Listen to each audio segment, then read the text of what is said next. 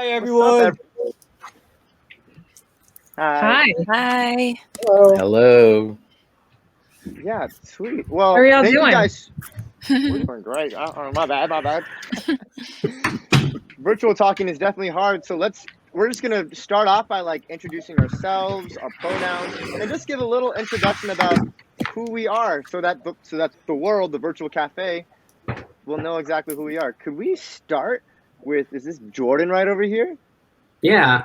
Hi, everyone. I'm Jordan. I use they, them pronouns. DEEPAK and I wrote Bake the Musical together. We're also longtime collaborators and just writers and musicians. We're doing some music production work as well. Sweet. DEEPAK, could you go next, DEEPAK? Because I mean, I feel like you guys are a pair group with this. That's correct. Hi, everyone. My name is DEEPAK. I'm, like Jordan mentioned, collaborators working on Bake the Musical and a number of other musical theater projects. Located in the Bay Area, I use he, him pronouns. Oh, hi, I'm AUREEN. I use she, her, and I am the artistic director at Benelsive Studio. Hey, everybody. ERIC TING, he, him pronouns. I'm actually zooming in from unceded Munsee Lenape lands, also known as Brooklyn right now. But I'm the artistic director of California Shakespeare Theater. Hi, everybody. I'm TUNG CRYSTAL. I go by she, her. I am the artistic director of Theatre Mu in the Twin Cities, which is on the traditional homelands of the Dakota people. Hi, I'm SHARON PENG, she, her, zooming in from Ohlone lands in San Jose, California. I am a board member at South Bay Musical Theater, head of their inclusion committee, and I do hair and makeup costumes for theater, film, and television, as well as prop and set paint work. Thank you guys all once again for being here. We're just gonna break it down with like our main leading question, because you guys are phenomenal creators on top of just phenomenal, let's just say, theater leaders. You know, you're doing some amazing things in all the different places you work. So we just want to ask, like, how can we continue to empower future AAPI artists in theater and entertainment? I mean, it's really about, you know, finding theaters that will hire talent that tells your story, right? I know that in this area, Palo Players specifically they have a very large like Asian American donor base, and so they make a point of doing at least one Asian centric show every year, and they're very cognizant about creating a design team and a cast that really reflects that. That's actually where I met Lily. I think it was like our first show together was Chinglish. And then our second show together was Flower Drum Song. And it was very interesting to be in production meetings where we were the majority. And so that was really fun. And then me as a designer, I always make sure that I have, you know, for when the opportunity arises, part of it is that we have to empower like new designers, right? The next generation. So it's finding people who are interested. Work at a lot of schools too, and it's like finding students who are interested and really just enabling them to work for you, to learn from you, to ask questions, and really opening up to the idea that the arts is a valid career, right? You know, like there's that stereotype that is a little bit true that like a lot of our parents don't encourage the arts. And I come from a really weird family in that everyone on my father's side are professional musicians and opera singers and orchestra directors. But when I went into the other department, you know, hair, makeup, costumes, they're like, what is that? What are you doing? So it's, you know, it's like finding people in our communities and and not just our communities, right? Like other minorities and underrepresented people, and like lifting them up, giving the opportunity to ask questions and be part of the team. I can speak on behalf of like Benelsive Studio. So for folks who don't know, we're a Filipino American black box performing arts space, and because we do, you know, specifically center on the Filipino American artists, but we're welcome to everybody. The way we empower folks to do arts is just really making our shows and our workshops, all of our offerings, really accessible by providing, you know, either free or sliding scale. So folks who are interested in acting, you know, they could just try it. right? They don't have to pay so much, right? Like right now, our Stories High program is going on, and there's a directing workshop with Li Ling Ao, and it's amazing, right? So it's like, and we have scholarships. Like we ask our community partners to help us pay for tuition for folks, and keeping that available for people, right? So that they can, even if they're just curious, or if they are serious or curious, then they can try it out for themselves. I'll say all of the above. I mean, I think everything that AUREEN and SHARON have said are just so right on. I was born in Grand Forks, North Dakota, and raised in Morgantown, West Virginia, so the heart of the Appalachians. And I think part of my experience as an AAPI artist has actually been often on the outside of things. So there was not a large Asian community where I grew up, and certainly I never felt a part of the community that I was raised in. And so that kind of outsider experience is really, I think it's a shared experience by a lot of us. And I think part of what I'm finding right now is it's just so important, this moment. And I think the sort of the hate and the violence that so many of us are struggling against right now has really created an extraordinary moment to kind of build community and to actually connect folks across the country, who don't necessarily have the opportunity of growing up in sort of high density AAPI populations. Like, how do we build that network across the country? Wow, definitely. I know from my experience in theater, we build such a strong community together, but it's not always like open, or it's not always a big amount of AAPI. So it's just like, yeah, I think community, even within the theater community, and like you were saying as well, just like in multiple areas in the world, it's just giving people opportunities to even have a community. I think that's, yeah, like you said, very empowering. But yeah, what other ways can we appreciate or empower these future AAPI artists? Hey, Oscar, thanks for having me. I also, lift up what AUREEN, Eric, and SHARON have said. I think, Theater Mu is an Asian American theater company. We are a theater of color. And so, we're doing the work in hiring and giving AAPI artists and other BIPOC artists opportunities in the theater.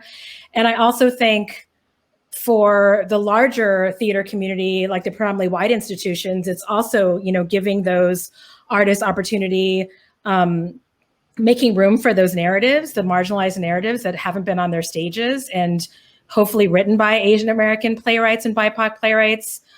The playwrights that are really redefining the American canon right now.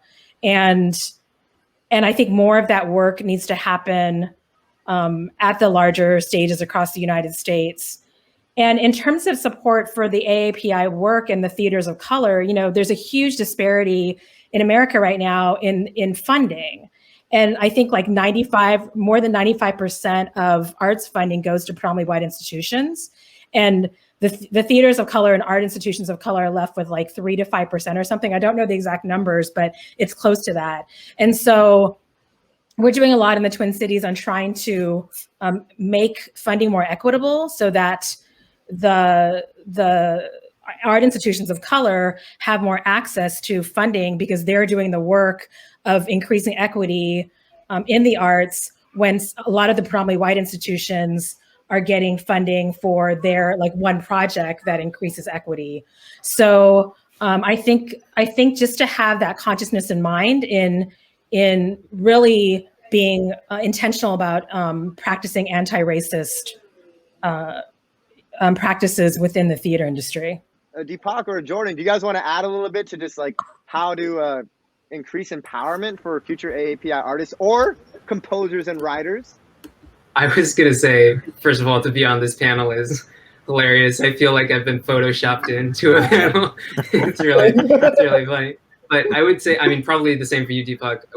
We're pretty early career. What this means to me as far as like the impact on the broader community is it's really just about representation, and representation in kind of an honest way. Like I think that there are sometimes, not to put it like in a blunt way, but sometimes there are like talking points that are important for activism that aren't actually even true to your own narrative. And I think to really make art that people are going to connect with, you have to truly connect with it. And I think that is how you get, you know, these news stories out there instead of just saying the things that you've been hearing because you know that you're supposed to say them. Yeah, I mean, just to follow on to that, I think there's this big, and we heard it today too, but there's this big focus that I think that we should be focusing on, and like making sure that people don't think that we're a monolith, right? That Asian encompasses so much, and that, like, you know, you can have an Asian American be a high school student who wants to go to Harvard, and you can also have an Asian American student be a drug dealer, and like, that's cool, you know, and it's okay, and it's awesome. Oh, I just dropped something. And I think, you know, showing, you're being really, I think, as Jordan said, you know, being really honest about those experiences, but also showing that, you know, we're not just one thing is also, I think, super important in terms of empowering future actors, future writers, future productions, future things in the theater world. I'm going to piggyback off of that because I saw Brian in the comments, and he was our dialect coach for a couple of shows. And to that point, yes, Asia is not a monolith. And that was why it was so important for him to be on our shows as a dialect coach, because even within one country, it's going to be vastly different from one side to the other. If you think about the United States, it's the very same thing. And so telling Asian stories, it isn't just about the Far East, it's about the Southeast, and then, you know, it's like, it's all together. And so whenever there's like a theater is like, oh, you know, we've done like one Asian show, it's like, but what does that mean? You know, like there isn't any one Asian. I mean, look at our panel here. I love that it's so diverse, even within our one continent, and that's really what needs to be represented out there. Definitely. It's, yeah, How do you think we're too often just put into just like one little box of what we can be, when we clearly have multiple talents, multiple identities. We could be a drug dealer or a Harvard graduate. It's like, as long as we have the opportunity to be represented in different ways that we're not currently represented as, it's like, these are great ways to move forward. Someone was about to say something. I'm sorry for interrupting. No, not at all. Hey, Oscar, you know, I was going to ask, you know, because Sharon, I love what you're saying, right, about this notion of the complexity of identity within this community, which is really a political community, right? Like Asian American or API, it's a political identity more than anything else. Like, how do we make that a strength, right? That kind of, because it's like, there's so many, like, it's sort of like, it's like, how do you gather the lived experiences of so many distinct cultures, languages, belief systems, and sort of focus that. Do you want me to take that? I was just posing a question to y'all. Oh, okay. I mean, I can start out, since I guess that is, I brought it up. I mean, like, for me, as a first generation in America, something that I've had to really learn was that my experience as first gen is very different from someone who is several generations into the American experience, right? And this is something I say as an EDI activist, or someone with that awareness, is that we have to gauge how tired we are. And I realize that my tiredness is not as tired as someone who's like several generations in, because I didn't experience the concentration camp situation and, you know, all that, or like the railroads. So I have less family trauma because of that. And so I have to gauge what is appropriate, right? So in the past, I have done Millie and Anything Goes, which are problematic.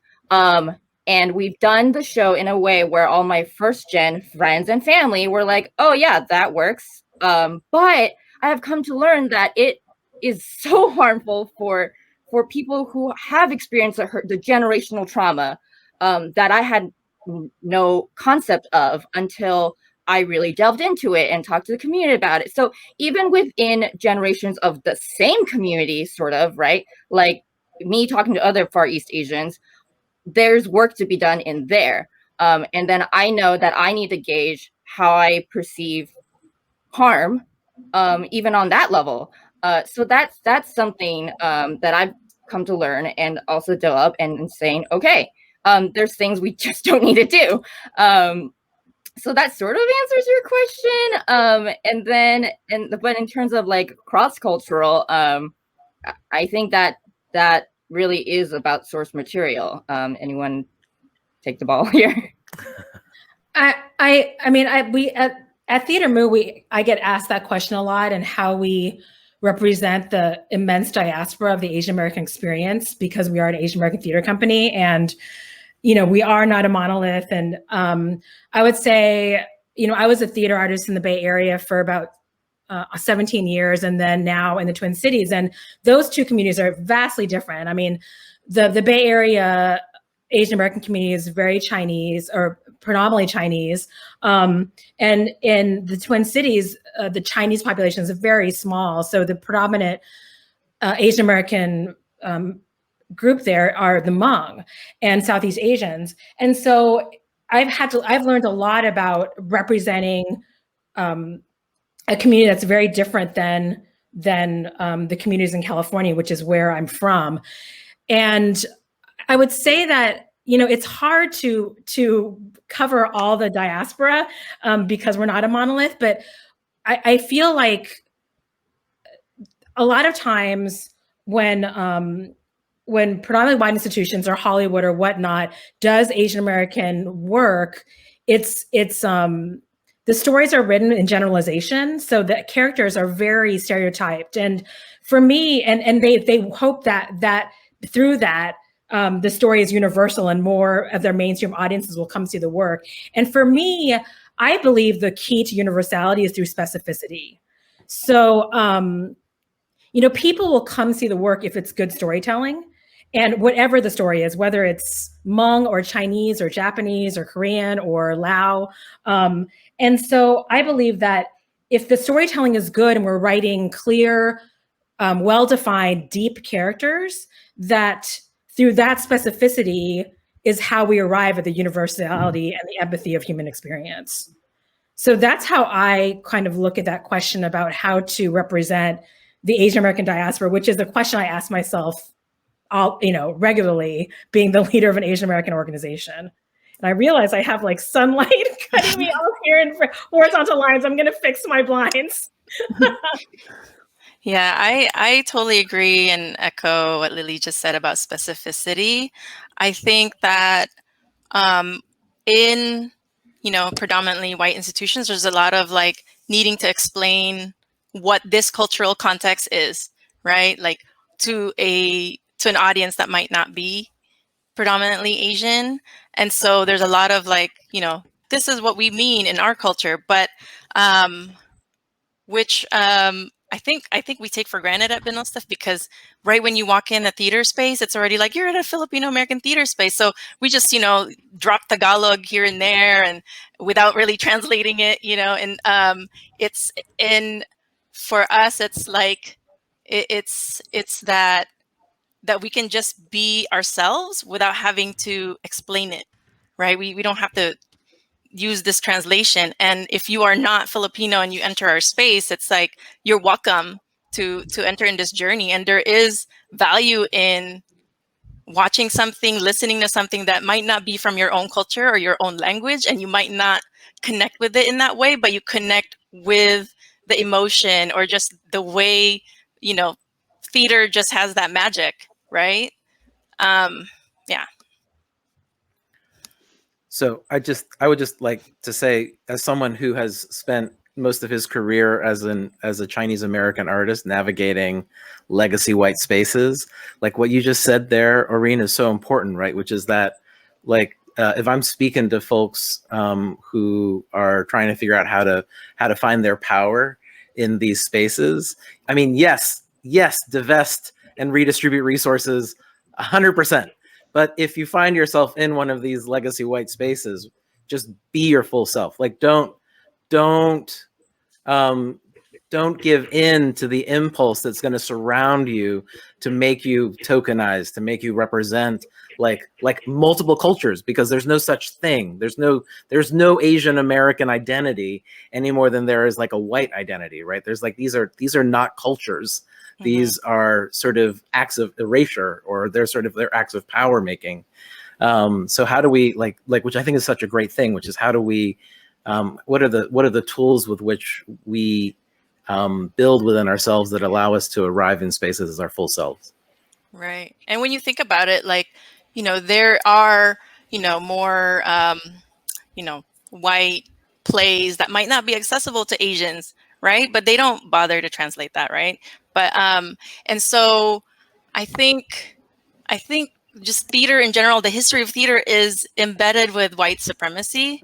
I just want to call that out. And so we ourselves have to resist that, as Eric said, that we, perpetuate it or we embody it. And I think the culture of the show must go on, despite our physical health, despite our mental health. That's part of that problem, I think, that we have to start to dismantle. Oh yeah, yes. I mean, these are some beautiful points you're bringing up, and clearly you guys are putting so much hard thought and hard work behind it. And we just want to know, what can the normal person do to help your specific theater companies or your specific project that you're putting on? They can, you mean like an audience member or a donor or? Yes, absolutely. Yeah, I mean, they can donate to our company. There's our link. The system all works. Thank you for including that link, y'all. So you can donate to our theater company at theatermu.org/support. Also come see our shows. We're doing a New Works Festival of short plays written by Asian American writers in response to the rise of anti-Asian violence and hate. And that will happen May 21st to 29th in honor of Asian American Pacific Heritage Month. And so that you can go to our website, theatermu.org, for more information about that. To get tickets, it's free. And we'll be doing 5 short plays in the virtual space during that week. And the 5 playwrights are Carla Ching, Lisa Marie Rollins, Saimuk Devangsai, our Mellon Foundation Playwright in Residence, Isabella Dowis, and there's one more. Who is it? Oh my God, I totally blanked. I will figure it out and let you know. My God, I was just talking about their work. I'm casting the whole thing right now, and then I totally blanked on the last person. It's Aditi Kapil. Aditi Kapil. And I forgot because she's already written her play, so she's all ready to go. The other 4 are working on their plays. No, that's awesome. We'll be sure to plug that awesome event coming up later in the month as well. How else, for anyone else, how could we help support your theater or your project? Or how can a patron, an audience member help support your project or theater? So again, I want to echo what Jordan said earlier. It really is hilarious that we're here. But I think that one of the things that's awesome that we would really love is if you went to our website and listened to our songs and engage with the material. And then whenever the show gets put on, and we think that it will get put on in the future, I hope you'll be there in the audience. I think it's just as much there's no reason, obviously I believe in our show, there's no reason you should favor our show over other new work though. And as an audience member, it's not really a sustainable suggestion to say just go out and support a bunch of new work. I think at the root of it, it's a structural problem to the extent that it's a problem at all. I mean, like somebody said, theater is extremely expensive, but at the same time, it's very, very cheap, right? You can put on a small production oftentimes without paying people because it's just something that we do because we love it. DEEPAK and I don't get paid. It's very much I'm reminded of that thing where it's made by poor people for poor people is memes, but made by poor people for rich people is theater. And you can complete the square as well, but I feel the answer is not as simple as just support new work. I don't know what the answer is, but it's kind of a self-serving answer for us to say check out our show. Wow, thanks, Jordan. Well, it's also you said that you just put some demos out on SoundCloud. So hey, that's free. That's free theater essentially right there. That's gonna expose your work. Checking out your website. Hey, theatrical acts right there, all with the pointer finger and the little mouse pad. Anyways, but yeah, it's also you not guys got- self-serving. right. It's great. We should, like, everybody should go see everybody's work all the time. Definitely. Can I yeah, plug and something? yeah. I'm going to plug this. Please. So normally I'd say come see Cal Shakes, but I'm not sure that I want to tell you all to come see Shakespeare. I mean, come see Shakespeare. Otherwise I'm gonna get in a lot of trouble. Come see Shakespeare. But I'm gonna take a moment to talk about a project that Erica Chong-shuk and Ryan Takata are doing. They've got this group called For You, and they were sort of really moved by the wave of anti-Asian hate that's been happening over this last year. And they have this project, which is Artists and Elders, where they match individual artists with socially isolated elders living in the Bay Area. And they sort of like create miniature performances as gifts to these people. And they've sort of redesigned that project to focus on about 120 largely monolingual AAPI socially isolated elders living in the Bay Area, and they're reaching out to artists all across the country who speak. In particular, they're looking for folks who speak Cantonese and Mandarin to engage in 3 one-hour conversations with these elders, and then they're going to kind of create a political activist poster out of a quote from each of their interviews, and then we're gonna send them all out at the end of June and get everybody to kind of post them on the wall. That's awesome. Thank you for plugging that. That's incredible work, and we should go see Shakespeare as well. But yes, it seems like an incredible organization. Thank you for telling us about that. How else can we support your theater or your project you're working on? Hi. Okay, so we actually have a restorative theater arts for seniors program that's been going on since 2018, and we pivoted to just doing Zoom with the seniors. These are seniors from South of Market and a Tenderloin neighborhood in San Francisco, and so we at BNSF coordinate drivers to drive to deliver groceries to seniors and families. And actually, one of the organizations we partner with is Bayanihan Equity Center. The folks were trying to raise awareness for this event. And so if folks are free on a Thursday to deliver and you have access to a car, we put a Google form for volunteer sign up every Thursday on our Instagram. So it's not on our website, but it's here now.